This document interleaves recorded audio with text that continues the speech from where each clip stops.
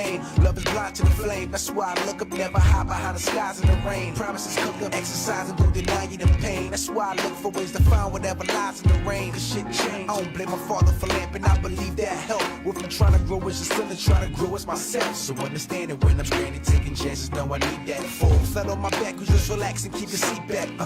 Cause when you think, that's when you let time run and escape with your mind. Loving, that's what you think. So what you think? If love was easy to find, we wouldn't need it to complete our lives. So peace to the moon, peace to stars, peace to Saturn, and peace to Mars.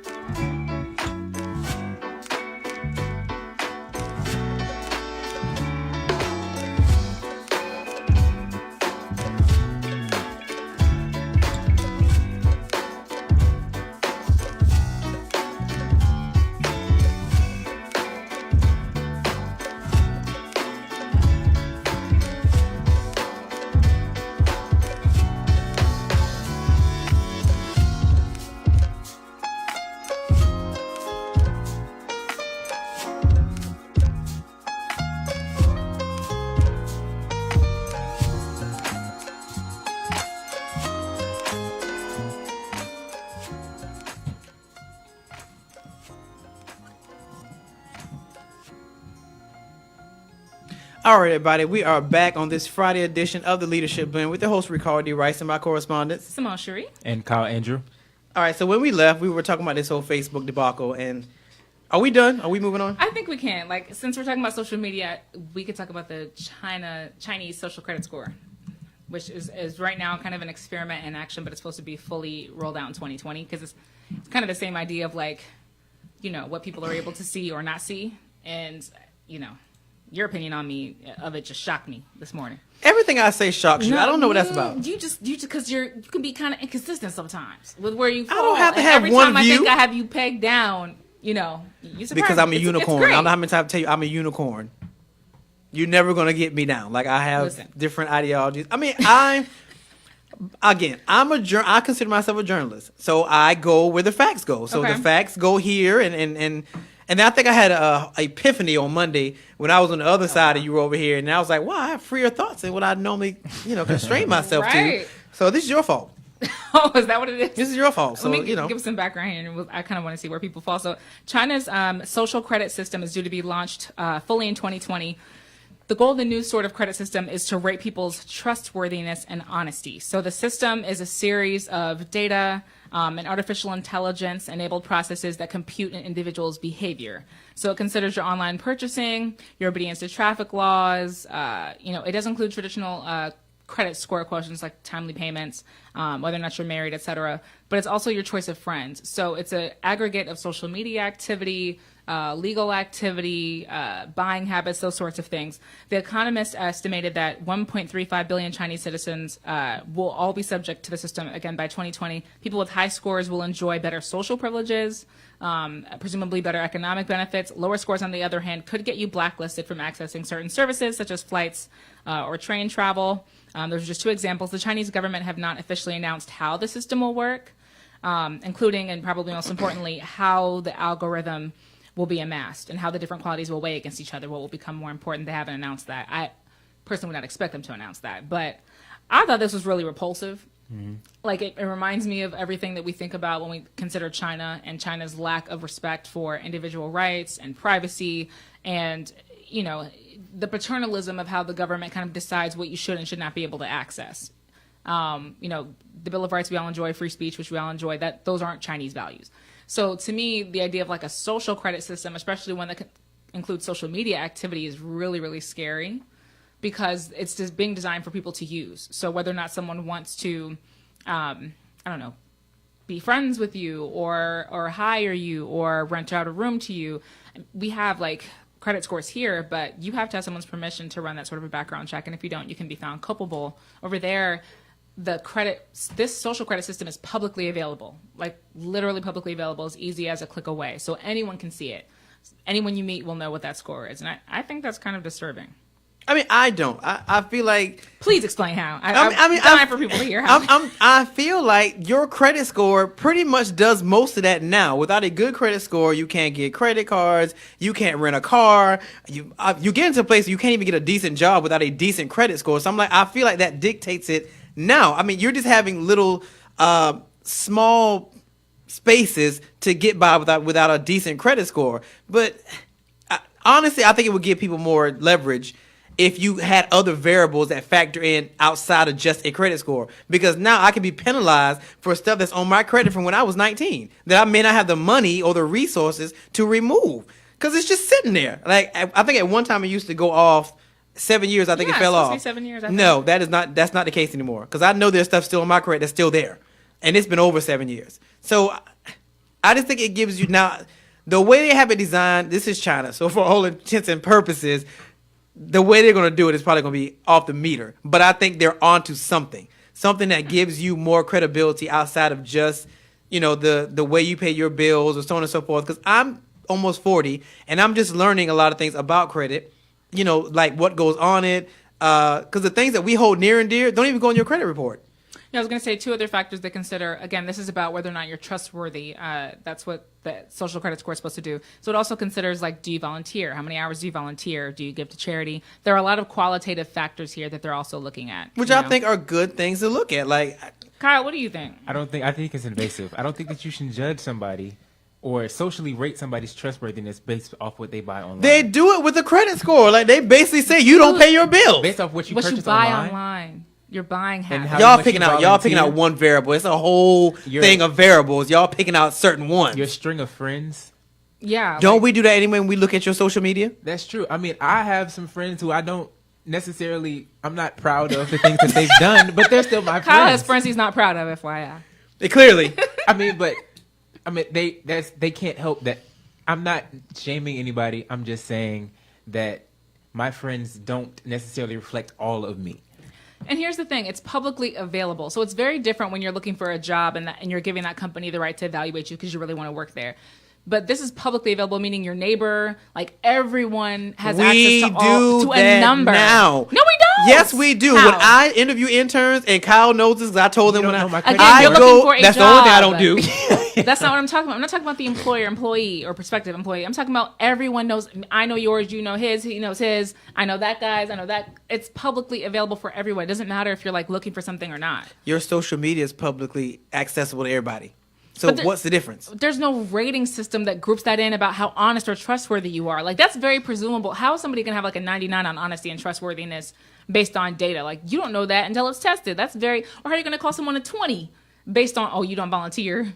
You don't volunteer. Your friends ain't, your family ain't this. Again, you're a 3. I still feel like your credit score does that a lot across the board. It may not be every aspect, but your credit score kind of carries that same weight.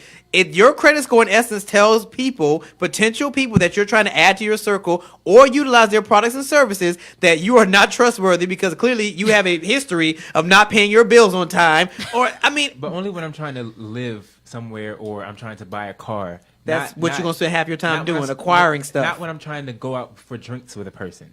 I don't think they're going to use it for that. I don't even think they use that in That's China the anymore. I don't think they thing. go out for drinks. But I'm just trying to tell you how We'll see. easily accessible it is to people on that level. Yeah. Again, they still can do that in the United States. I can click on your name right now, go through your friends list on Facebook and say, wow, But I you didn't would know have to Keith put was- forth I mean, that Kyle effort. was There wouldn't be friends a with them. rating that says 80. It's like, Don't what we is that based don't on? we subconsciously do that anyway?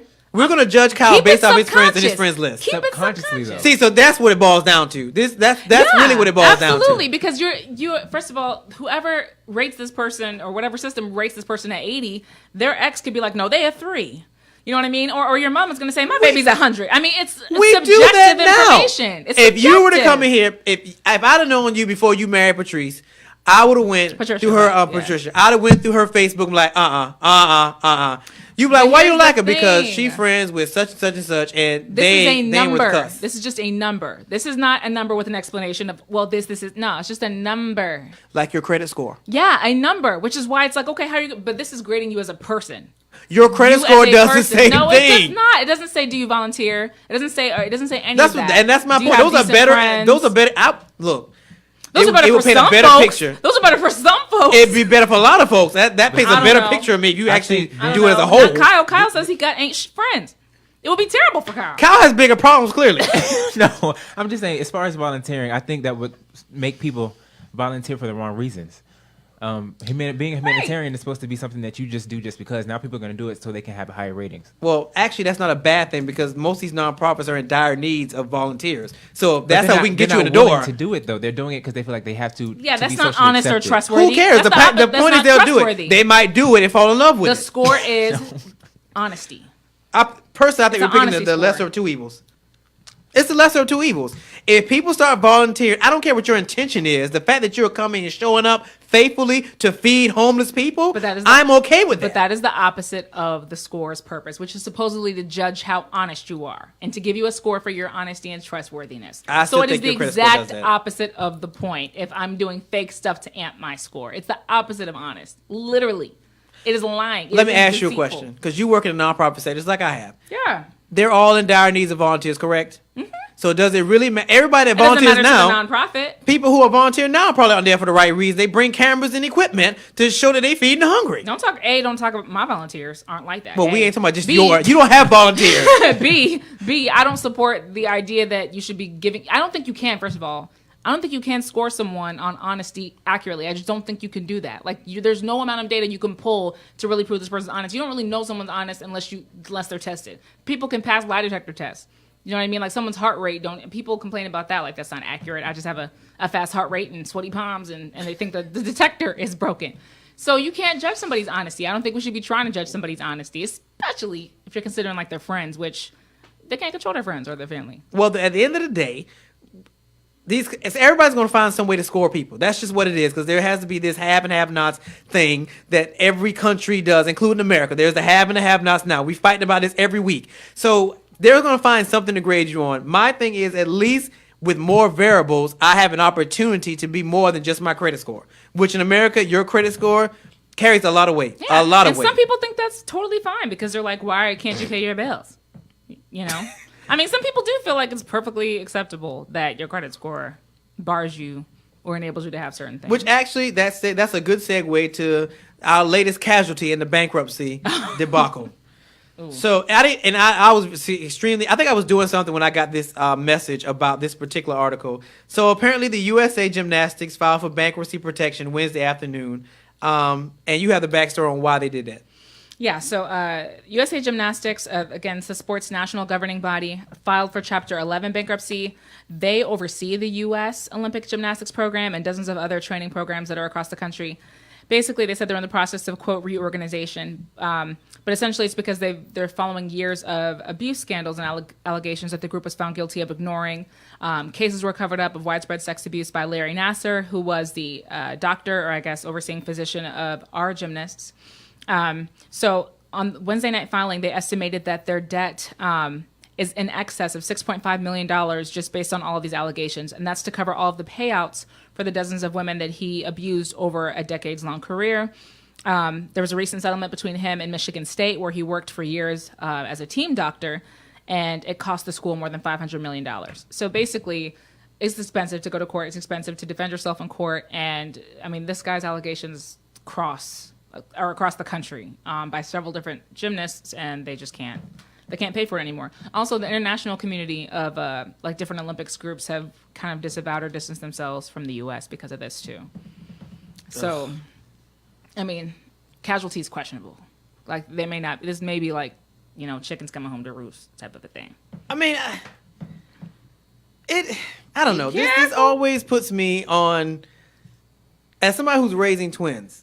This kind of stuff always concerns, because it's like you can't trust anybody. Like, this is a century-old organization. Like, this is a century-old organization. So you're telling me for centuries decades even, this man has been feeling up little girls when he's supposed to be taking care of them. Like, it just makes me really nervous. I feel sorry for people raising kids. Like, you never know where you can leave your kids. Like I said, this is a century-old organization. So you would think, with it being that old, that it would be running smoothly, and not to say that it's perfect, but when it comes to the safety of the children, that it would be perfect in that aspect to, make sure these kids are being protected and watched out for, and to discover, centuries later that, he's been going around playing Dr. Feelgood. That's a problem for me. That really concerns me. Yeah, a big part of what gets these companies too, or these people, is that other people are found guilty of covering it up. Like, a lot of times there could be multiple claims against someone, and sometimes people are totally oblivious. But in this case, the organization was found guilty of actually covering things up, and of moving women from under his supervision elsewhere. You know what I mean? Like, it kind of reminds me of the Catholic Church situation, especially the big report that was done in the Boston area, where they just kept moving pastors around, or parishioners. They just kept pushing people here, pushing people there, as these charges would come up. And when you're found guilty of actually covering something, it's really hard. I think that's actually worse. Yeah. To me, that's worse. The fact that you knew it was going on, didn't care. To me, you didn't care about these kids' safety, and you decided to start swapping out. It almost sounds like a variation of sex trafficking. You knew that this was happening, and you started moving them around, shuffling them around, but never really dealing with the problem. So you're only dealing with symptoms, because he's still continuing to do it. You're just, hiding the victims. Like, where do you do that? Where do we do that? When did we become that place? So he's been sentenced to up to 175 years. That's what the max will be, as soon as these cases haven't even fully come to fruition. But just the amount alone is enough that they've got to file. Ugh. It's tough. I think it's fortunate that it was like the lid was ripped off and that it was ripped open. But it's like, how does this, I don't know how many names will ultimately be culpable, but when this sort of things happen, and these are minors as well, like, they were kids, they were under adult supervision, and multiple adults were involved, and keeping something like this a secret. There was drugs involved, in addition to, like, some of the charges where he had abused young girls. That's, yeah. Again, where does it end? Where does it end? Like, again, you're not safe in theaters, you're not safe in church, you're not safe at the gas station. You're pretty much not safe anywhere, so now my kids aren't safe either. So... Right. How are we supposed to sleep at night? I don't think you should be discouraged from putting your kids in extracurricular activities, though. I think you should just teach them to be able to say that somebody touched me here and this is not right. You don't think those parents taught those kids over the centuries? Well, I mean, if they didn't say anything. I do wonder about that, though, because when this sort of thing happens, and they always interview the parents, and some of the parents really are, or at least some people really do come off as kind of taken aback, or maybe I don't know if they were sheltered as kids. I don't know if they were oblivious. Like, I know in a lot of our homes, or a lot of our cultures at least, when you're 2 or 3 or 4, somebody's like, at least my mom and my aunts were just like, what happened? What did this person do? What did that person do? And they teach us to speak up. And if we don't speak up, they make it a habit to beat speaking up into you. Like, so much so that I was at church this past week, and there's one little girl, I don't know if she was 3 or 4. She didn't want to say hello to people, and her grandma was, took her outside and taught her to say hello, because you want your kids to speak. You don't want your kids to be the kind of people that don't speak, or they keep things to themselves. So, but a lot of cultures aren't like that at all. It just makes me concerned. It just makes me concerned. But anyway, this is very interesting. I really want to do Monday, but we didn't. Okay. What was you about to say? No, go ahead. So, Bobby Brown files a lawsuit against Showtime and BBC over Whitney Houston documentary.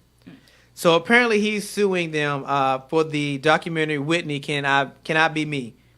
His allegation is that BBC and several other defendants violated their rights by improperly using footage from the production of the Trainwreck 2005 reality series Being Bobby Brown. Yes, I said Trainwreck. I was going to say, was that in the article? Go ahead. No, I put it in there. The Trainwreck of Being Bobby Brown. Anybody that was around then remembers, that's honestly when everybody was like, whoa. This is not the Whitney we know. This is a whole nother Whitney. And is this real? Like, there was farting, there was fighting. It was one of the best shows ever made. You would think said it was so. one of the best shows Actually, ever made. It started reality TV for real. When people started acting a fool on reality TV, truth be told. But it was the worst thing ever. Like I said, if you ask Bobby, because I've heard him say that, he will tell you that was the real Whitney that for the first time, we saw on Being Bobby Brown. But...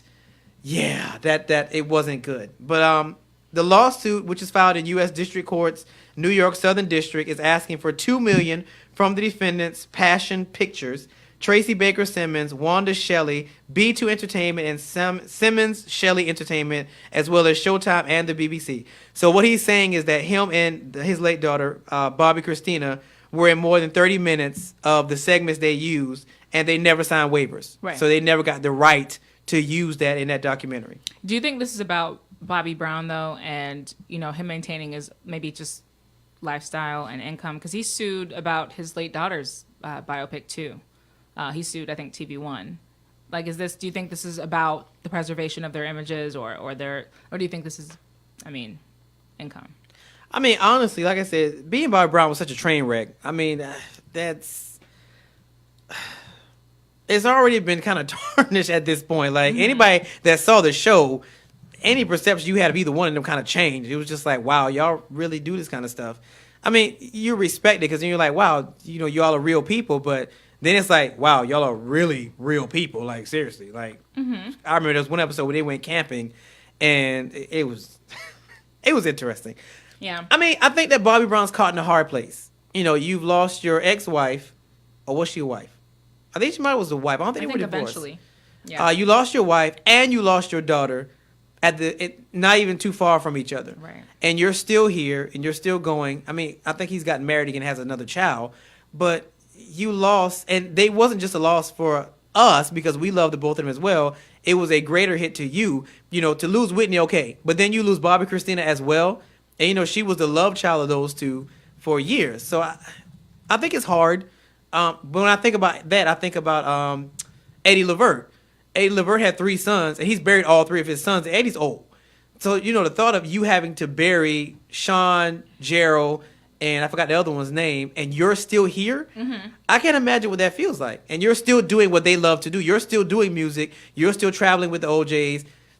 In essence, you were supposed to be dead, and they're supposed to be doing that, like carrying on your legacy in theory, because you're the oldest. So, to have to bury your kids before you die, I can't even imagine what that feels like. Like, I think biopics are hard. Like, people love biopics, like especially when somebody, a legend dies. But I feel like there's always a controversy if it's not from like a spouse. Sometimes it's the extended family that just feel like, how was everything portrayed? Like, in Amy Winehouse's documentary, her ex-boyfriend was very upset that they made him out to be like the reason she was on drugs, and he said, she was smoking this and that before we met. And in this case, like with this documentary about Whitney, I thought that there was kind of a narrative painted. I don't know if it was because of her relationship with Robin, who was like a good friend of hers, but I felt like sometimes the narrative was painted that like, well, this was this girl she was from where she was from, but she would have been different if it wasn't for her. But like people you're basically blaming someone for someone's destruction in a lot of ways. It's very hard, whatever the reason for the lawsuit is, it's very hard, I think, to accept that. And even as a fan, a lot of people, like you said, don't like the depictions of it. This was a woman that you loved, and you didn't really like how, the depictions of her, even though in that case it was literally her. It wasn't like a film portraying her. Yeah, it was reality TV. I'm a big James Brown fan, and I hated that movie. The one with Chadwick? I hate it. I thought it was the worst I thought it was such a disservice to who he was, and I thought it put so much emphasis on the worst parts of his personality that really were exaggerated. So there was a storyline because he wasn't as far gone as a lot of those images made him appear. I don't think it was the abuser, that a lot of those images made him out to be. And I felt the same way about Ray Charles. Like I hated both of those movies. I thought they were both really, really, really. Jamie Foxx's performance was incredible for Ray, but that wasn't the Ray Charles that I grew up listening to at all. Well, I guess the question becomes, after somebody's gone on to glory, should we know all their dirty secrets? Like, should we know their dirty secrets? Yeah, like, I don't... There were certain aspects of Whitney's life I probably would have never wanted to know. Like, she had an amazing voice. I can put on any record of Whitney, and I'm probably singing along with it. And I can sing. I'm probably singing along with it. Plug that. So there's certain aspects of her life I didn't really need to know. Like, she could have gone to glory, and I could have kept my ideology of Whitney. I'd have been happy with that for the rest of my life. Do we have a right to know some of these things when people go to glory? Like, I feel like if it's already out and you have the opportunity to make a movie about it, I say why not? If it's already out, though, I don't say go dig and then try to put dirt on this person's name. And speaking of biopics that we didn't like, I'm a Michael Jackson fan, and the Flex Washington movie was disgusting. Have you all seen it? No, I have not. I wasn't the biggest Michael Jackson fan. His face was as white as that piece of paper right there. Oh wow. Are you talking about the way he was supposed to look, the way he looked, or are you talking about the The actual? story was bad, and the makeup and all that was bad. It was disgusting. Oh yeah, like Joey Saldana with Nina Simone. People were really upset about that because they put so much makeup on her face. But yeah, some things are aesthetic, but a lot of times it's the story. It's like the emphasis they put on certain things in that story. And Amy Winehouse, she was on a lot of drugs and a lot of alcohol, and some of the images, the never before seen stuff they included in there, it was like, man, like if I was that girl's mother or father, I wouldn't want people to see my kid like that. Like, and a lot of it is just really for shock value. It's not to preserve this person's memory. You know what I mean? Well, everything. I mean, I feel like everything we do now has some ulterior motive. So, at one time we would make a documentary because we really adore these people and we really want to pay homage to them and put them properly to rest. Now I feel like we do it because people are nosy and they want to know stuff they have no business knowing, and everything is about big business. And there's no research. Yeah, I mean, there's no. But if someone's voiced it, then I think you're just wrong. Like Aretha talked before she left about who could possibly play her, and she listed names. And I feel like when someone has made things clear, it's just disrespectful to throw that out or to do anything counter to that. Like who was the example I was just thinking of? Yeah, but it all depends. I mean, if I go to Glory, because we all know I'm gonna be rich, and I go to Glory and I say, hey, I want such and such to play me, and they go, I don't really want to play him because I don't think I could do the character justice or whatever, but then there's some fool down the street to me, I'll do it, I can do it. I know Ricardo, I could do it. Right. I mean, are you really disrespecting my wishes when... If they named you as not wanting to be there, like with McCain, who's like, don't bring Trump to my funeral, it'd be messed up if Trump went ahead and crashed that funeral. Yeah, and like, I was different. thinking about Prince. First of all, Prince would be furious. He would come back and murder people if they messed up his biopic. So I feel like for certain people, if they tell you no to a certain thing, Oprah had an interview with Michael Jackson like years and years ago about his performance and his appearance, and asking him about his vitiligo and saying, well, would a white person play you? And he was repulsed and really disappointed by her question of that. So if they actually had like a pick and had a white person play him, obviously he specifically said he didn't want that. So certain things, it's like if they voiced it, I think you do have to be respectful, and you should be held accountable because when somebody's dead, I believe they deserve to be respected. It's Omari, okay, like, he is Ricardo. dying. I'll play you, Ricardo. You can trust me. There you go. Then you got to cut your hair because I'm bald. You willing to go I'm bald? just They gonna have put on aesthetics bald for cap. that. Yeah, No. I got stuff for No, that. I want him to shave his head, I could put a bald wig on. and you have to be pecan tan. Have you thought about who you I would can bleach want my to play skin you? a little bit. Makeup. No, that's gross. Have you thought about who you would want to play you? Just anybody. I don't know, because by the time I go to Glory, there'll be a whole new crop of actors that come up, so I can't say definitively You probably won't now. like them. This Because is you probably don't true. like new stuff. This is probably true too. I don't know, because I would be such a, when I get where I'm going, it's gonna be like, I don't know who could play me. I don't know. You would ask me that now while I'm on the air, and I can't think about it right now. I'm just saying, just anybody. You would ask me that right now. I can't think about it off the top of my head. Okay. I'm unique, so I don't know. Yeah. So, all right. So Kyle, because we got to go get the guests in a few minutes. So, what's yours? All right, so in local news, I'm pretty sure you all have used Uber or Lyft at some point. But there is a dispute in Georgia over a tax bill. Georgia's wanting Uber and Lyft and other ride-sharing companies to pay taxes. The Georgia Department of Revenue has billed Uber to pay $22.1 million for sales taxes and other charges that it says the Jesus. company owes. And even though ride-sharing services do not pay sales taxes in Georgia, the department says that they should under the state law, just like taxis and limousines. It's an ongoing case, but Uber has disputed the department's interpretation of the law and has appealed the bill to Georgia's tax tribunal. So my question is, do you all think that the company should pay taxes? Because everybody else does. And taxis do it and Ubers do it. And there also have been disputes between taxis and Uber and Lyft because at the airport especially. Oh God. Yeah, because taxis, they have to wait in a line, and Ubers you can just pick up and go. And that's Well, not- actually, they changed that because I do Lyft sometimes, and you have to have. They had to send us a special tag to put in the window, and they go in the queue, so they have to wait too. Oh, so I don't- they've they have to changed wait it too. They since. put them in queues, Okay, so they have good. to wait. That's why I never go out there. Okay. But yeah, it's. I don't know. Here's the thing about Georgia, and I'm now realizing how not only we're a filming capital, we're also almost at the forefront of innovation. With the Uber, the Lyft, well, even outside of that, with the little bird things that I'm seeing now around about. There's some kind of biking service I saw that kind of has the same ideology. So I feel like we're at the forefront of innovation as well because we're heavy with transportation. At the same token, should you have to pay to play? but ultimately what the question becomes. You know, are we going to be at the forefront of innovation, which means we foot the bill, or are we going to say you can innovate here, but you got to pay us while you innovate? So I guess that's the question. My question is more so like, first of all, this is going to just pass on to the consumer, which is why I don't like it. Because Uber's not going to take that. So really what it is that everything's just going to get more expensive and you're going to get taxed on the back end of it. And the reason why I was so excited about more people driving Uber and driving Lyft is because of Trump's tax plan, because Trump has made it so that your side hustle is actually going to be really profitable next year. Like our taxes that we file next year are going to look nothing like our traditional taxes I think ever did before, because we can deduct more and more and more business income as like contractors or freelancers. So everybody's been driving for those companies can basically deduct like up to a quarter of everything that they earn. So I feel like for people we're going to benefit, but as customers you're probably going to get taxed if Uber has to pay taxes. I mean, what's your thought, Kyle? I feel like everybody else pays taxes, so why don't they have to pay taxes? It's deeper than that. You got to give more thought than that. That's just how I think about it. And like Simone said, she just made me think about it. If Uber and Lyft, they have to pay taxes, then that probably means that rides are going to go up. Right. Because they have to compensate for what they have to pay to the state. Well, that actually makes me wonder, though, because I know at one time when we drove, Lyft was taking more money for certain things. I don't know if it was necessary tax, but they were taking money for something. And then I guess people complained about it because I guess Uber doesn't. And then they wiped all of it away. So now we just get charged for the express pay, like 50 cents. So I wonder what that money was the first go around.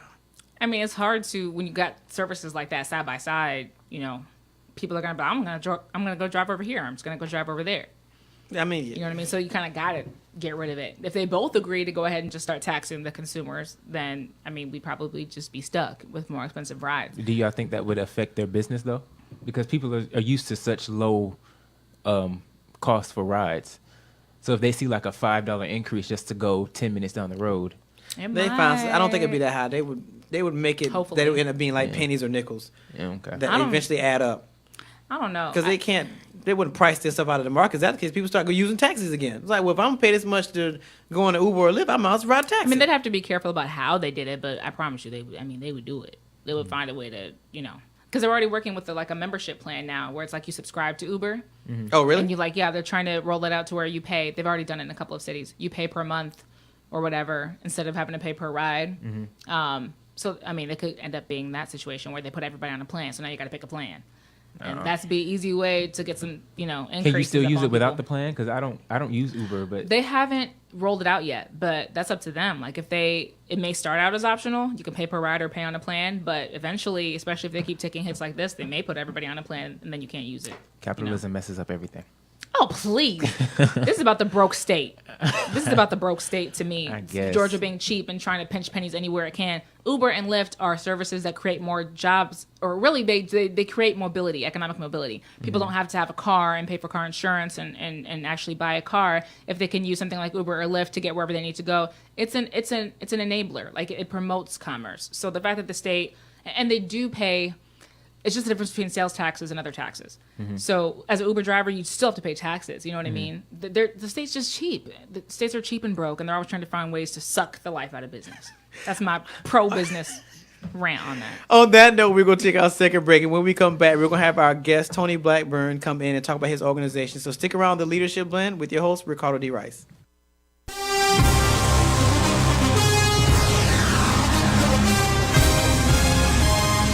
Attention sports fans, tailgate season is here, but you can't keep doing what's been done. It's time for a change. A change? Yes, a change. This year, take your tailgate game to the next level with mobile tailgate parties. That's right, mobile tailgate parties. Throwing all-inclusive tailgate parties since 2011. What? All-inclusive? Yes, all-inclusive. Rent the ultimate tailgate party trailer for the day or the weekend. We'll even travel out of town to do your party. Throwing the best party couldn't get any easier. Our fleet of trailers range in size and price from economy to deluxe. Each trailer comes equipped with a large screen TV, coolers, audio connections for music and amplified sound, satellites to broadcast your game, a grill, and the ladies' favorite part, a private bathroom. No more porta potties for your guests. Score! or upgrade your experience. The deluxe tailgate experience could include event consulting, a grill master, Rainette Grilling, multiple TVs, tents, chairs, a DJ, host, and more. The big game is coming, so get your free quote today at 678-516-1312. That's 678-516-1312. Or visit us on the web at www.mobiletailgateparties.net. That's www.mobiletailgateparties.net. Be the envy of the lot this season with Mobile Tailgate Parties.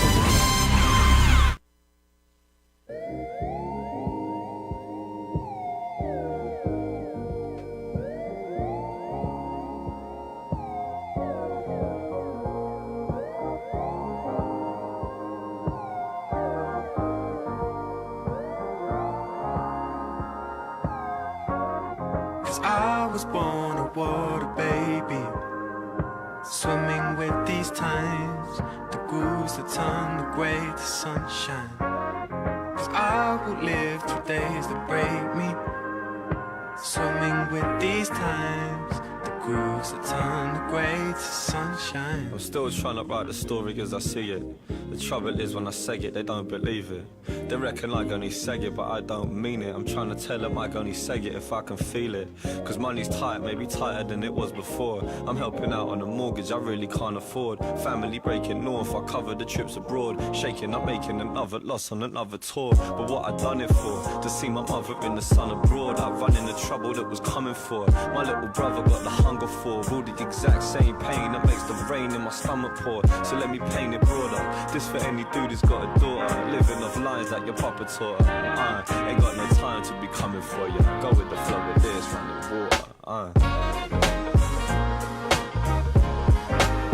Go with the flow with this. Go with the flow with this. Go with the flow with this.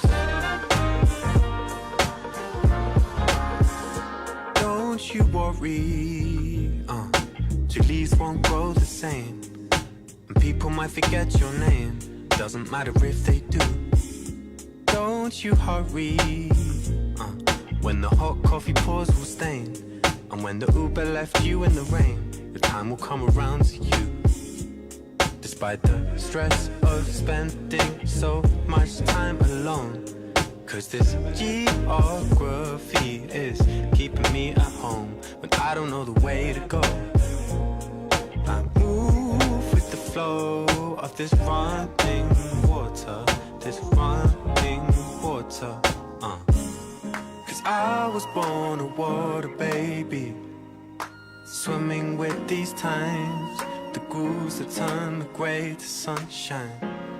'Cause I will live through days that break me, swimming with these times, the grooves that turn the gray to sunshine.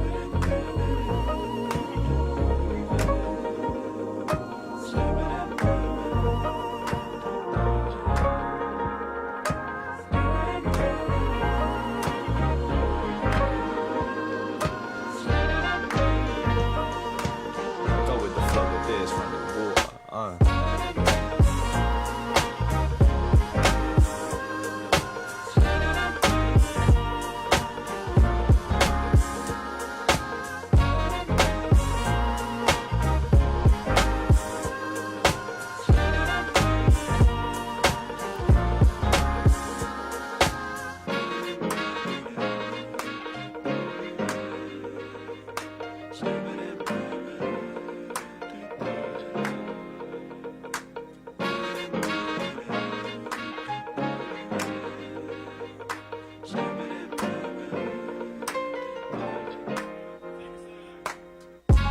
Everybody, it's Ricardo D. Rice from the Leadership Blend, airing every Monday from 12 p.m. to 2 p.m. on IBNX Radio Talking.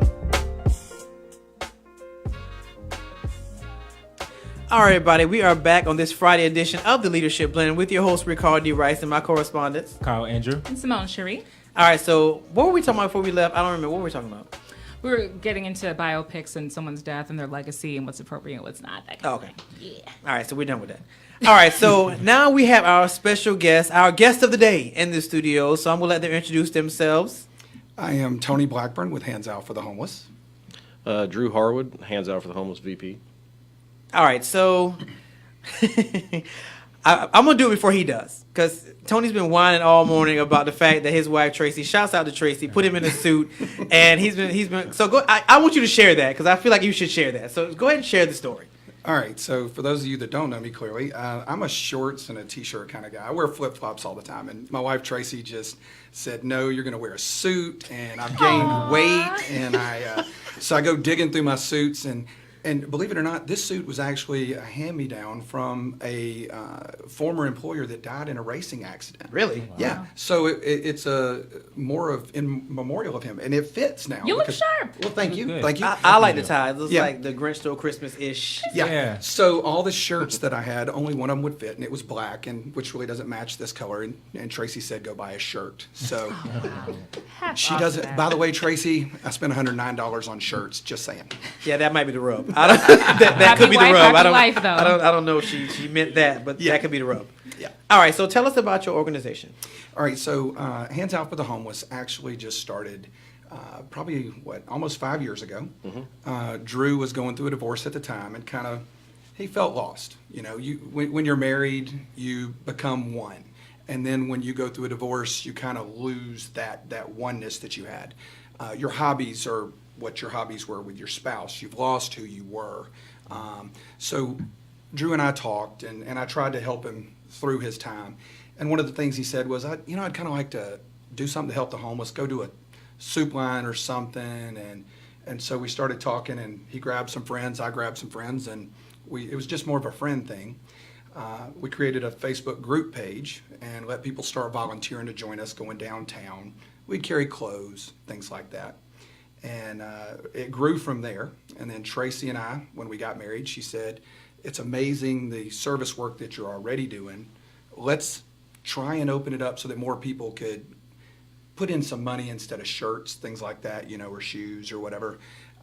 So we set up a 501c3 to become the nonprofit, and of course set up the website. We had to go really all in at that point. God had been calling us to do this, but God left out how much it costs to do this. He typically does that. He does that a lot. Yeah. So that's exactly how we got started, and very blessed to do what we do. Are y'all from Georgia and always known about the Atlanta homeless crisis, or was that something that was, is that more incidental? Are there other places that you thought about, or other causes you thought about? Well, I was born in East Point, Georgia, raised in College Park, Okay. Which at the time was not a great area and still has struggled. It's had some rebuilding.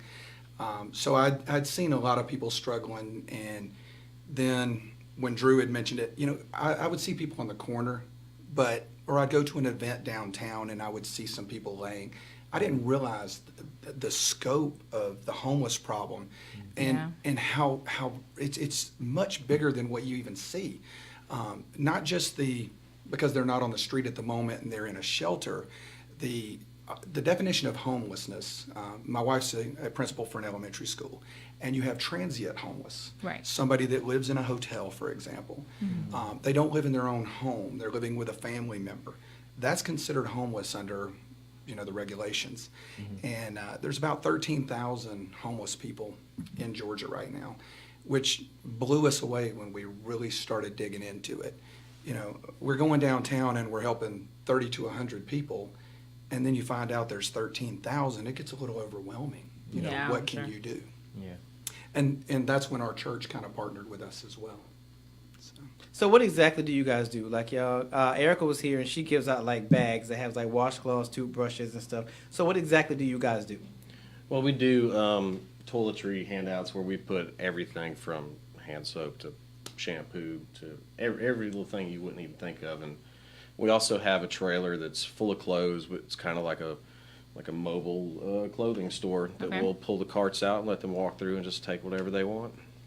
Yeah, it's more to try and we're trying to create an environment where people don't feel like they're being looked down upon, but that they're being lifted up. The Bible verse for our organization is Mark 9:27, which is Jesus reached down and lifted him up. So that's what we're called to do, is to lift others up. So the trailer was donated to us, full graphics and everything, and we tow it.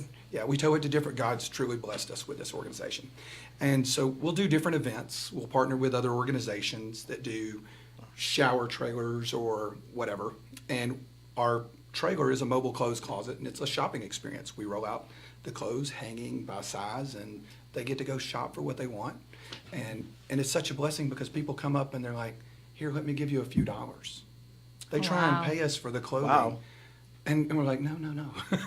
This is for you guys, Okay, so what is homelessness like for you guys? Like, you guys are going with the trailer. Like, what does it actually look like? Because Yeah. you said something that Erica said, too, that those of us who haven't experienced it, we can't fathom what it really looks like out there. Okay, so to give you an example, one of the times we went out, Drew had some friends, and he said, let's don't open in prayer beforehand because I don't know how they're going to react to that.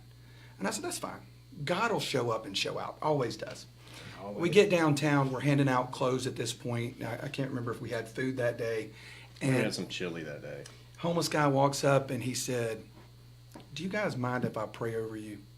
And he prayed over us. Wow. God showed up because we didn't open in prayer. He made sure prayer happened. That's just one example. Last year we did, it was near Christmas, and we did an event, and this homeless couple comes up, and they're like, thank you so much for the backpack, because we'll give backpacks out. We'll give tarps out, blankets. We do coat drives, all different types of things. And this couple comes up and said, you guys are such a blessing to us. Can we bless you with a song? And they broke out in perfect harmony, singing Chestnuts, roasting on an open fire. And it's That's like, still on Facebook, isn't it? yeah, it's on our Facebook page. Okay, I'm going to have to go look for that. I was going to That say, sounds singing a interesting. I'm going to Christmas go look song. for that. That's what's Yeah, up. yeah. And the Bible says that when we help others, that we are the ones that get blessed.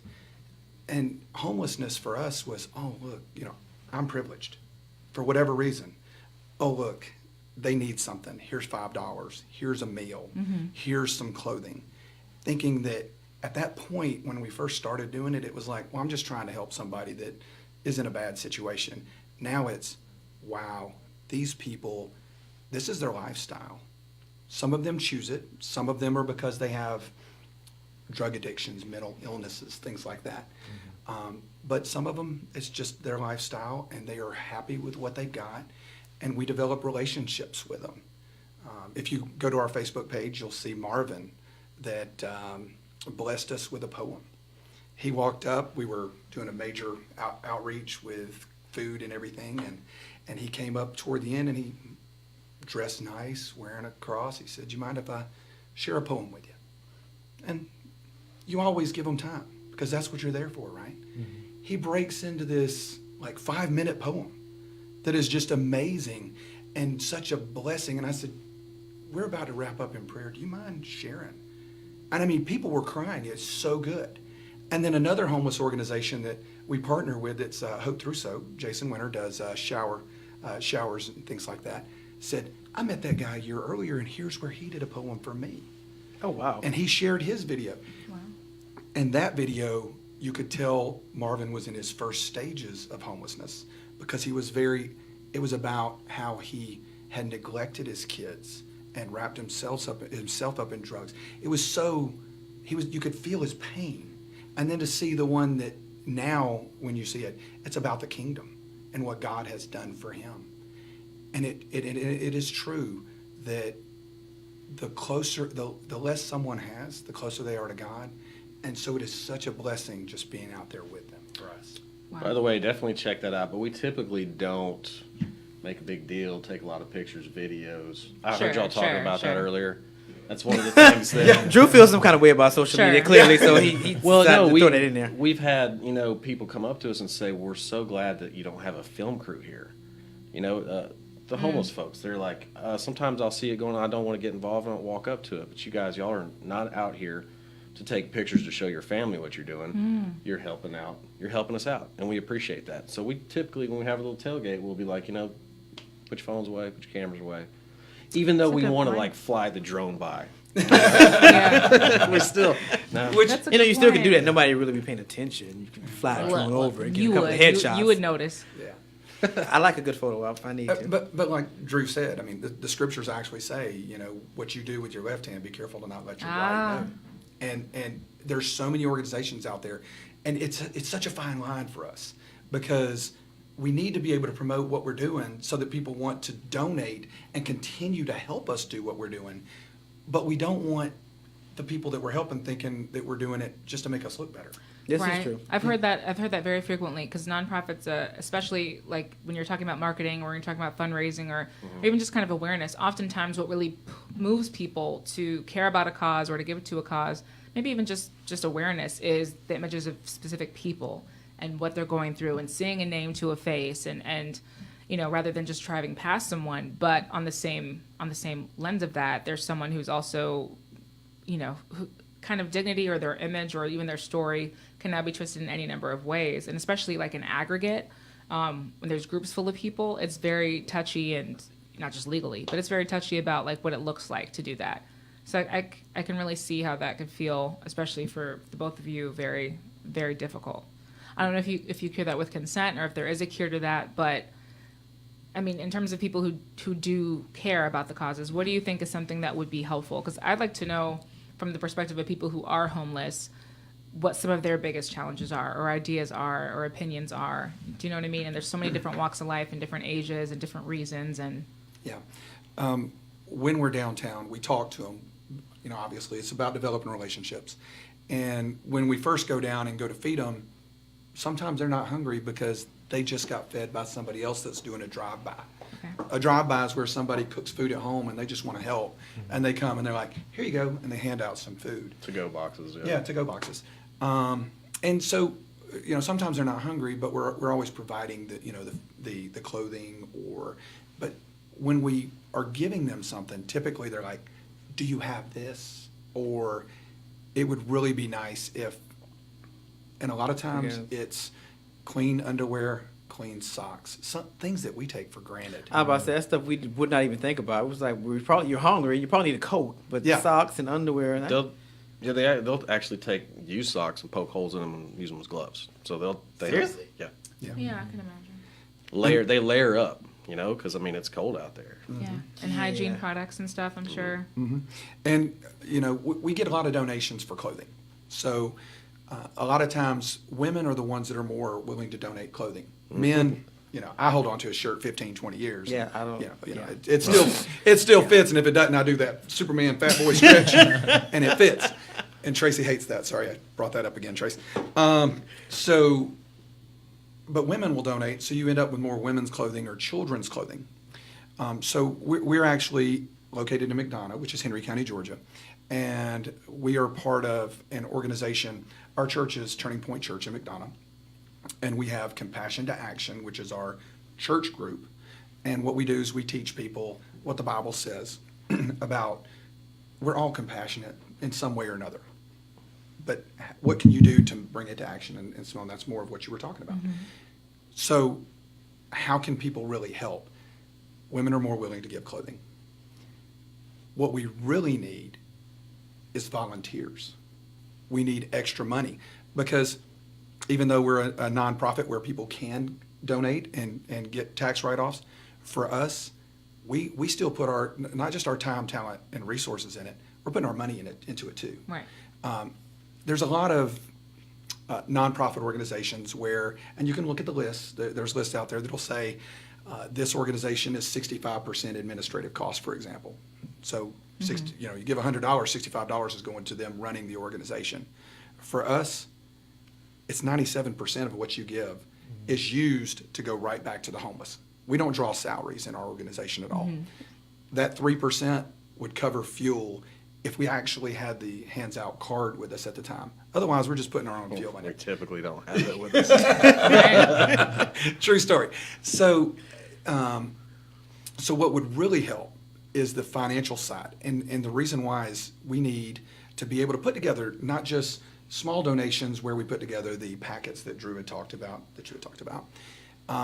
but those individual items where we can give them gloves, where we can buy new socks, because we have to buy that stuff. Right, yeah. You know, because when people are donating their good used clothing. And we That's don't really great. want their used underwear and socks. I was going to ask about Not- that. I was like, less than ideal. for a guy, the ideology of another man wearing my underwear For is a just guy. like, I'm not. For a guy. Well, he said women are willing to give clothes. I Not- didn't know that included underwear or not.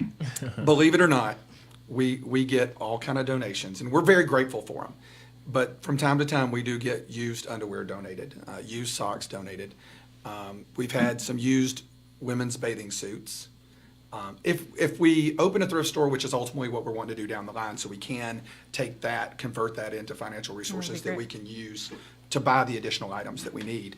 But the strangest thing that we've been given, we were donated a ghillie suit. And it, yeah. What is that? Okay. I was going to say, can you explain that? I don't know. Yeah. So in the military, when you're a sniper and you're in the woods, you wear what's called a ghillie suit. It hides you and blends you in. It's not just camo. It looks like peat moss and stuff like that.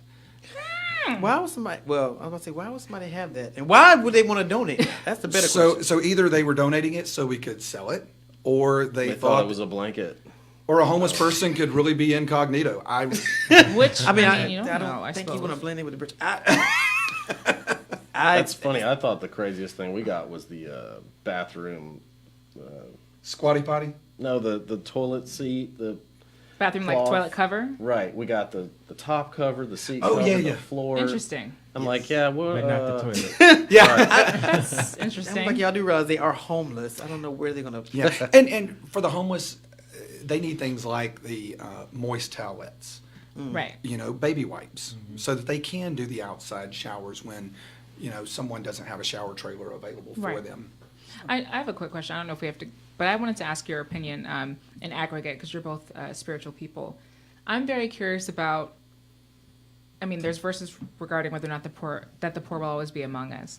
But I think for a lot of people, they look at either government or especially like a local government in terms of its resources and its attention to things like homelessness.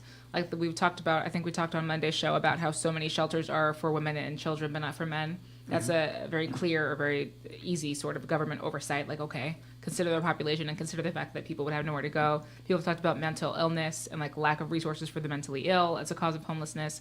Is there more that the government could do, should do, or is it really about people and whether or not people should be doing more? I really think it's both.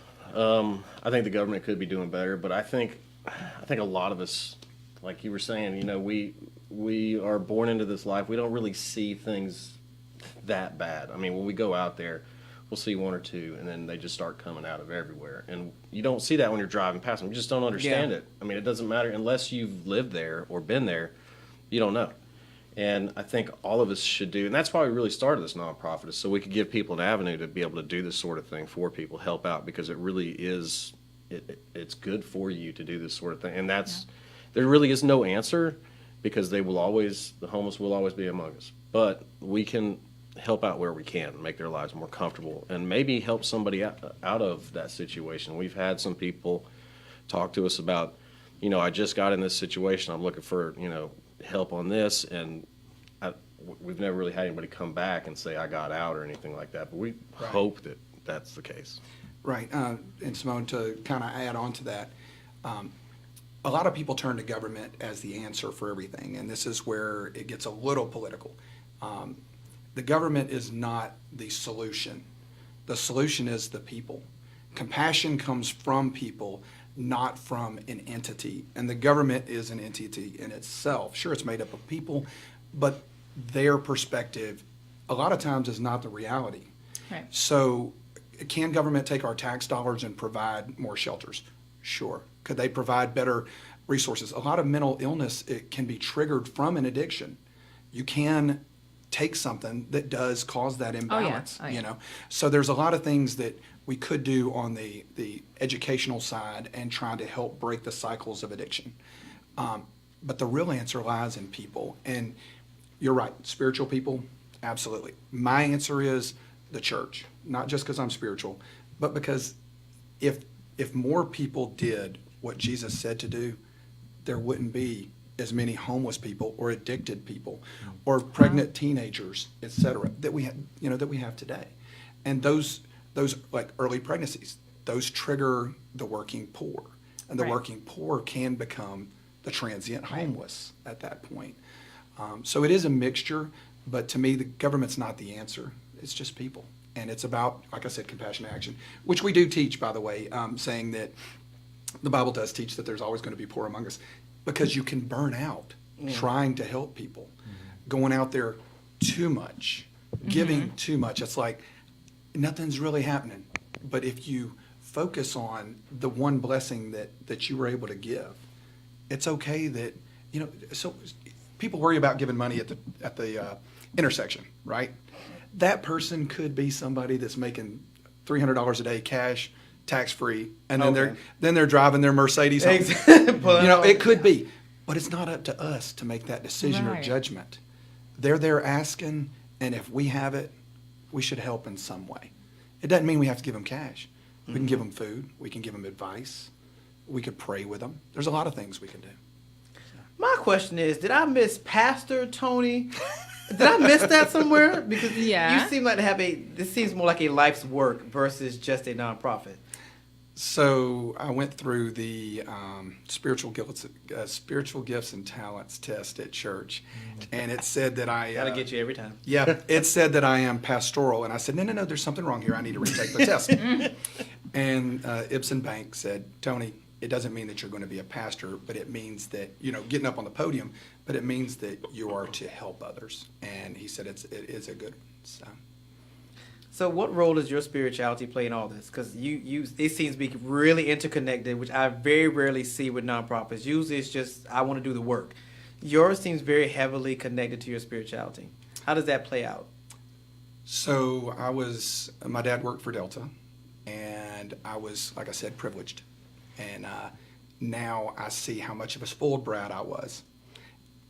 Once I got myself into a situation where I called out to God and learned more about God and started spending more time in a relationship with Jesus, and then I helped people because of Drew, now all of a sudden it's like, this is what God wants us to do.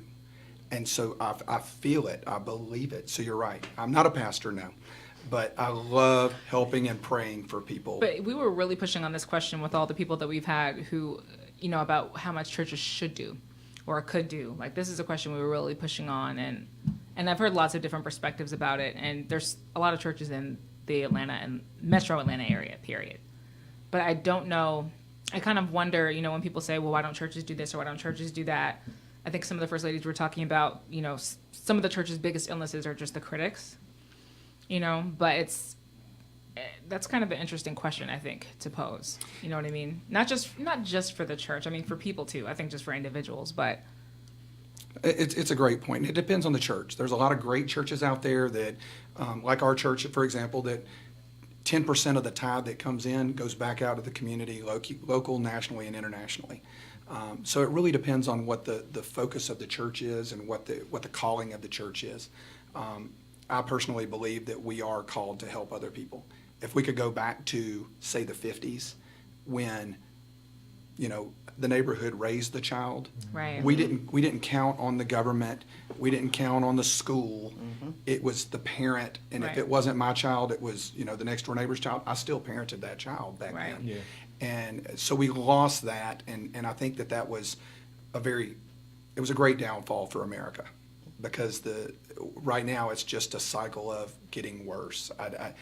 And not bringing in the other spiritual side, but the scriptures say that as we continue down this path, if we don't turn back our ways, then we are doomed to fail as well. So, with the Super Bowl coming to the city in February, and as widespread as homelessness is in Atlanta, what are some things that you guys could think can be done? Because the city is essentially sweeping out homeless people. Do you agree with that, or do you think there's something else that they can do? All right. Great question. I'm old enough to remember when Atlanta had the Olympics. Yeah. And they did the same thing back then. They bust them out. It was a little bit of a disgrace too. I think.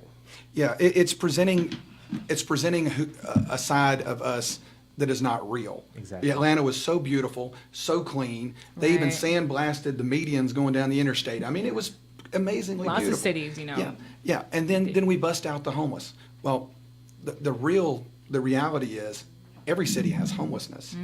It's how you address it. I personally don't have a problem with the Super Bowl coming and us saying, you know what, we're going to clean up the city. But what are we doing with them? Where are we sending them? Are we putting them in a shelter somewhere? Is it a short-term shelter? Does that shelter provide the opportunity to learn more about opportunities for getting government benefits, getting haircuts, getting glasses, how to get a job? They might even be interested in, employing some of the homeless to help clean the town up. They might want to do that. There are some cities who are paying homeless people, I think, like maybe $10, $15 an hour to pick up trash. That's a great, that's a great solution for those that can work. That's a great solution. All right, so on that note, we're going to take our last break, and when we come back, we're going to have more of these, the Suit Brothers. That's what we're going to call them, the Suit Brothers on the Leadership Blend with your host, Ricardo D. Rice. Tired of doing the same old thing every Wednesday night? Well, don't. Join IBNX radio host Jason Carey every Wednesday night from 8:30 p.m. to 1 a.m. for Wild Wednesday, your midweek turn-up. Wild Wednesday, featuring $5 Long Islands, $3 Jello shots, $2.50 PBR, and food specials. Wild Wednesday, with free arcade games, half-price bowling, and half-price kart racing. Wild Wednesday, featuring award-winning host and entertainer Jason Carey, Mr. Morning Coffee Swig himself, providing the soundtrack and the entertainment all night long. Playing your favorite hits of today and yesterday. Wild Wednesday with Jason Carey every Wednesday night, 8 p.m. to 1 a.m. Free entry for guests over 21 and $10 cover for anyone 20 and below. Wild Wednesday goes down at Andretti Marietta, located at 1255 Roswell Road, Marietta, Georgia. That's 1255 Marietta, Georgia, every Wednesday night. Pull up!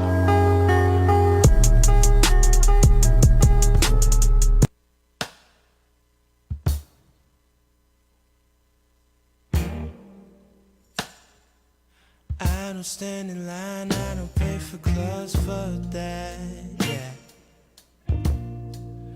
But I wait for you.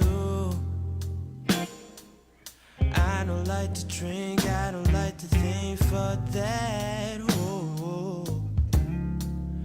But I ponder you, oh.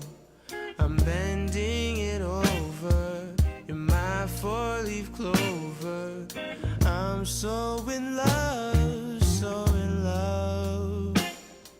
There's no one above, up above. Forever's a long time, yes. My blue jeans will last me all my life,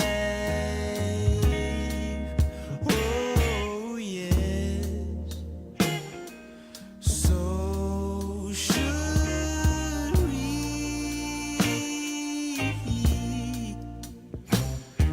I'm spending all, yeah, this time,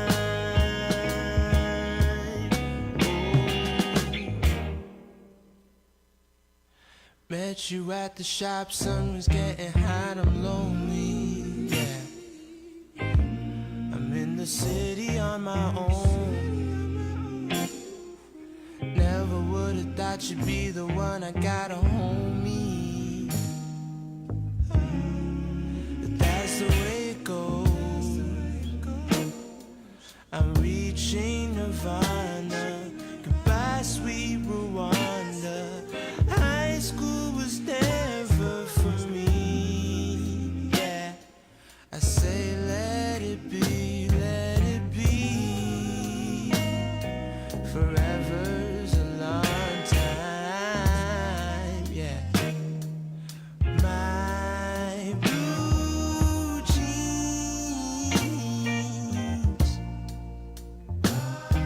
will last me all my life, oh yes. So should we?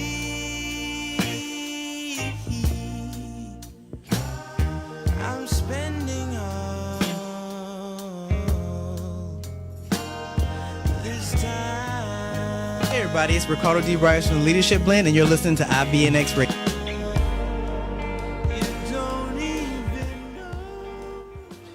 All right, we're back on this Friday edition of the Leadership Blend with your host, Ricardo D. Rice, and my correspondents, Carl Andrew. Simone Cherie. and our very special guest. Tony Blackburn. And Drew Harwood. All right, y'all were having a bunch of conversations during the break. Yeah. So, Simone, you can guide that, whichever y'all were talking about. So a question I was asking was, I feel like people have a lot of fatigue almost like volunteer fatigue, and a lot of people haven't even volunteered per se, but this is a time of year where nonprofits who don't normally engage in marketing normally will or try to. Giving Tuesday just passed. Like, it's a time of year where people who don't spend a lot of time in their community, they may go to a soup kitchen, or they may look for ways to kind of find causes to support. And I really wanted you, especially Drew, you were talking a little bit about how what you receive when you give, and like the impact and the benefit for you personally when you do volunteer. And I don't think a lot of people understand that how much they're actually getting. They are calculating the time it's going to take them, or where do I start, and they almost become mentally fatigued before they even help. So they get fatigued. We hear this a lot, trying to find just a way to help. And then they're kind of scared of helping. Right. More so on the female side. I want to be able to do something, but I want to bring my child so they can see this and experience so that they know, but I'm concerned about safety. Well, obviously there's safety in numbers, but we always provide security, and Drew had mentioned that. Whether we're required to have a police officer on hand, which City of Atlanta does require when we do the parks and things like that, but because there's those that does have the mental illness or the addictions. It is rare when one can be a little scary to a female or children, but we immediately address it before we even start the outreach. And then Drew, myself, we have a couple of other people that are able to recognize that mental illness early on so that we can guide them away from the group, and then we talk to them separately. But to go back to your question, so there's the fatigue of just trying to get to that point. Right. And then is it going to take too much of my time? When really what you get back out of it is worth way more than the time that you spend. You could show up at an outreach and help 30 minutes, and in those 30 minutes have a lifetime of memory of what you just did and what you received from that one person. And really, even if you are concerned with the safety of your kids, I think it's a really great idea to incorporate your kids. I bring my kids with me when they're with me. They want to do it. And you're teaching these kids at a young age, what's going on. They see it. It's like my parents didn't take me. I didn't see that stuff. Yeah. So I feel like it's important to bring in the younger generation. And, And when the younger generation's involved, whether it's children or it's just young adults, and they actually start to develop that relationship, that one-to-one, they're talking to someone that is homeless, and they find out what really made that person homeless, that it was a medical condition. They have cancer, Right. that they can't afford to pay their medical bills, and they have to choose between life and death, so they lose their house so that they can still get their treatments. When they see certain things like that, what a divorce can do and make you be homeless, because you're going from two incomes Absolutely, to one, yeah. and you're immediately, all of a sudden, you have no place to go. Yep. So when the younger adults see that, and the younger children, they realize this could be me. Yeah. What life decisions do I need to make sure I don't end up there? Those are the two biggest causes of bankruptcy that I talked about a little bit earlier. The biggest one is always medical. It's always the cost of healthcare. It's exorbitant. And we know that most Americans don't even have $300 in case of an emergency. So consider like a diagnosis for a real disease. Like, that is the end of most people's livelihood. So Right. I think that's a really good point to make. Yep. All right, Drew, don't you have a job to do? You have a job to do, right, with this? What's Oh, coming up I guess next? So we're going to slide over to Drew so he can do his job. So Drew, how can people help? Well, we have a lot of different ways. Like we were talking about, the reason we put this together was because there were people that wanted to help. They couldn't come out. They would come by where we would all meet together, and instead of coming with us, they would drop off clothes. They had things to go do. I've had people say, "Hey, man, I want to help, but all I can do is give money." And at the time we couldn't take money because we couldn't give a tax Tax write-off. Yeah. tax write-off. For tax write-off. So that's why we did the 501(c3). But there's a lot of different ways to do it. If you go to our Facebook.com Hands Out Inc. Yep. There's a couple different suggestions there. I really like, one of my personal favorites is Amazon Smile. Amazon Smile. So, look, Simone's an Amazon girl. I'm on the adverse side. I think Amazon is the next Daystar from Terminator, and that they're going to create artificial intelligence and wipe the whole earth out. I just feel like that's what Amazon's going to do. So Alexa's going to With the destroy the drones. planet. Exactly. So somebody will say Alexa, Armageddon, and it's going to be it.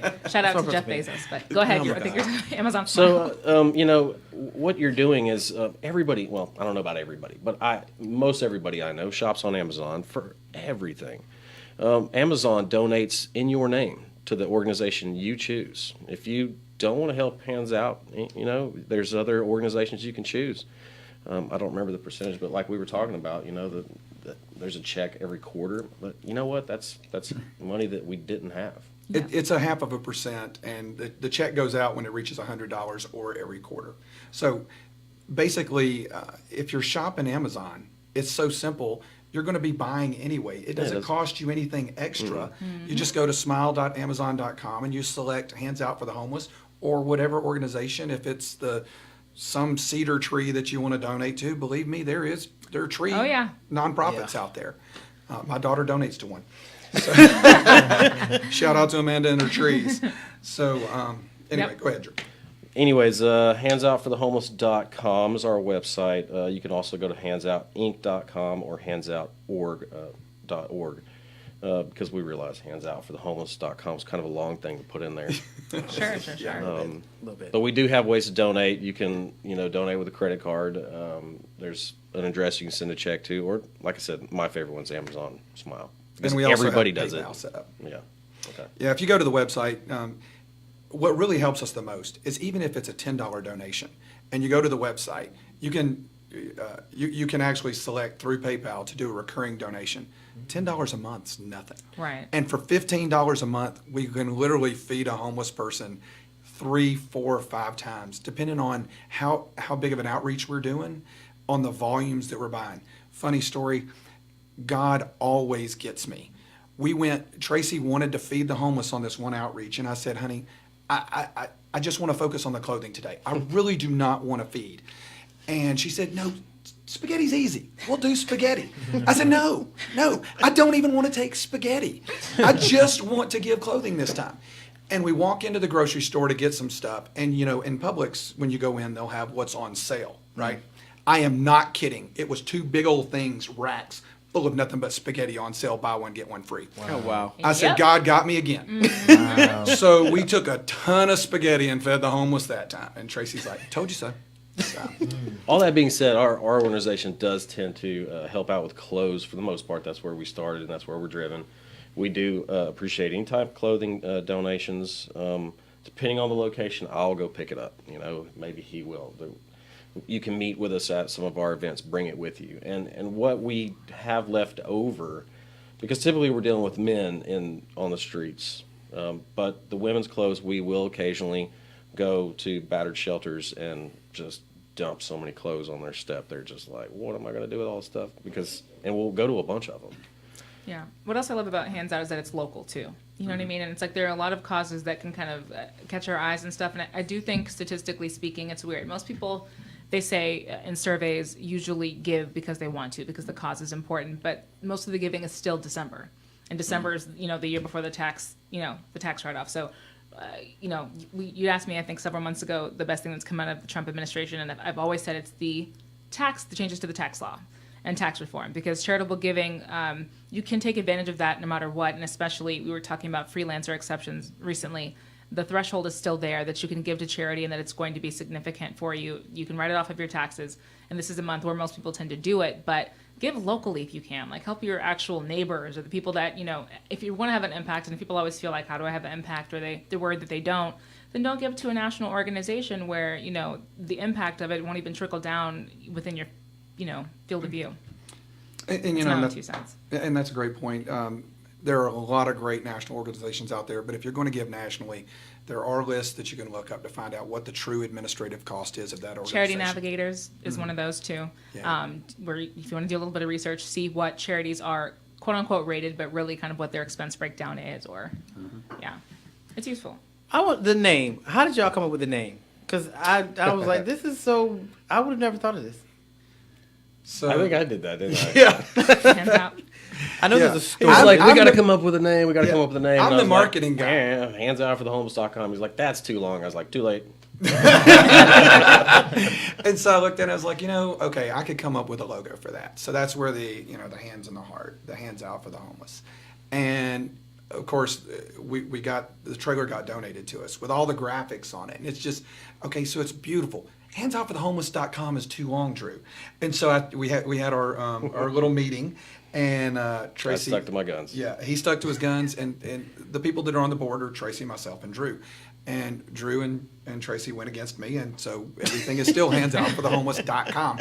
But I went against them and went ahead and ordered handsoutinc.org and handsoutinc.com so that people wouldn't have to type out the big long one. So if you email Tony at handsoutinc.org or Tony at handsoutforthehomeless.com, they're going to come to the same place. If you I go to will those tell you websites. that if you Google handsoutforthehomeless.com, there's only one that comes up. There you go. Speaking of search Yeah. engine optimization, Yeah, Right. that's actually true. That's a very good point. He's right. Drew wins that one, hands down. All right, so we're in our last 6 minutes. So final thoughts. Like, what would you want to leave everybody with, and your contact information? So those two things. all right. My final thoughts would be. All right, Pastor Blackburn, what are your final was gonna thoughts? I say. feel like I need to say Everybody's Pastor getting ready. Blackburn. What is your final thought? All right. Well, Simone mentioned that this is the time of year when everybody gives. It's tax season. That's why a lot of people are giving. Give because this is what your faith is telling you to do. Whether it is Hanukkah for you right now, or it's Christmas coming up, or whatever your faith is, whatever you believe, give because that's what your faith tells you to do. All religions tell you to take care of your people, all of them. So we need to give to help those around us. We are to love. Jesus said love. And the easiest way to love, to show our love, is to give. Whether you give to our organization or you give to any other organization, your time, talent, or resources. And resources can be your clothing. It can be your money. It can be your service when you're coming out. All of that is what's needed in all organizations. Some of you have better talents than others. Some of you are leaders. Some of you are administrative. Some of you are great at organizing. Sure, every nonprofit needs help with the organization. I can tell you that. Yeah. Whether it's organizing clothes to organizing events. And that's something we could use help with if anybody wants to volunteer as our organizer. So wait, how did they get in touch with you? The easiest way to get in touch with us is direct through email is Tony at handsoutinc, which is inc.org, or through Facebook. Everybody except Drew on the planet has Facebook. That's not true. I actually think it is. I actually agree. Yeah, so if you're on Facebook, it's facebook.com/handsoutinc, and you'll be able to keep up with events that we have, like we just had our 3rd annual chili cook-off, things like that. So. Cool. Nice. Very cool. Yep. All right, Drew. So I guess for my final thoughts, I really think that, even if you're, if you don't want to help our organization, if you want to do something, just organize, get with your friends. You're going to find people, like-minded people. It was real easy. I did it. I just was like, you know what? I don't need all these jackets. And I called someone else up, and they were like, yeah, I got some of those too. And then before you know it, that's what we did. I mean, it just turned into a thing. So do it on your own, I mean, we would definitely appreciate the help. But the reason that we did this nonprofit is so that more people can have an avenue to help out. And How did they get in touch with you? pretty much the same way. Drew at handsoutforthehomeless.com. Now we're gonna plug the different domain. I mean, are you There you sure? go. No. It's a really long email. There's 2. He's actually handles the website stuff, but you can go to our website and you can go to Facebook. I've never seen it before, but I think it's pretty cool. So you really avoid social media? Yes. You should see some of his T-shirts that bash social media. They are hilarious. I actually see it kind of the opposite. And if we're going to get into that for a minute. We're not getting into the Avoid? narcissism of social media. We'll let that go. Oh. Gotcha. Okay, I can get there. All right, final thoughts, you two? I was going to say something very, very similar, that it's an important time of year, but also more than that, there's Charity Navigator, and there's a few other apps that you can go out there and search. I encourage everybody to just do what they can to see how they can give back. It doesn't have to be in the same way. For a lot of people, giving money is the simplest thing they can think of. Rounding up is the easiest thing that they can think of. And I think that's totally fine. It's just, doing nothing is a choice. Amen. Yeah. Yeah, and I'm just going to piggyback off that because I'm downtown all the time. I go to Georgia State, so I see the homelessness everywhere. They're asking for change, and I don't always have it on me. But if I give them $1 or 50 cents, if I can, because it's better than giving them nothing. So that's what I say. Just encouraging people to give whenever they encounter somebody that's homeless. I'm going to piggyback off that. The engineer for Leadership Blend. That's Omari, everybody. He's been very vocal today. I'm the engineer for the show, and I wear a size medium. If anybody's in the giving mood. You do not wear a medium. Size medium. That's not a... You Don't know what? question his size. Anyway, special thanks to correspondents today. Special thanks to our special guests. Let me say, I reached out to them on Facebook. They were recommended when I put up a post, and I'm so glad I did. He did not hesitate, and he even brought company. So Awesome. I'm happy when people come and further their causes, because I've had a nonprofit, so I know how much work that is.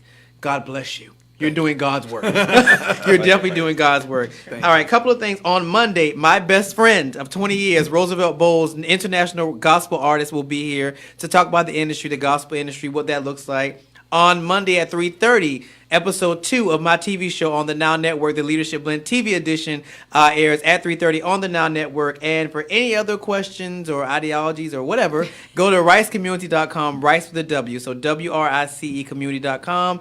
Again, thank you for listening, and I will see you guys on radio and TV on Monday. Have a great weekend, and have a great day.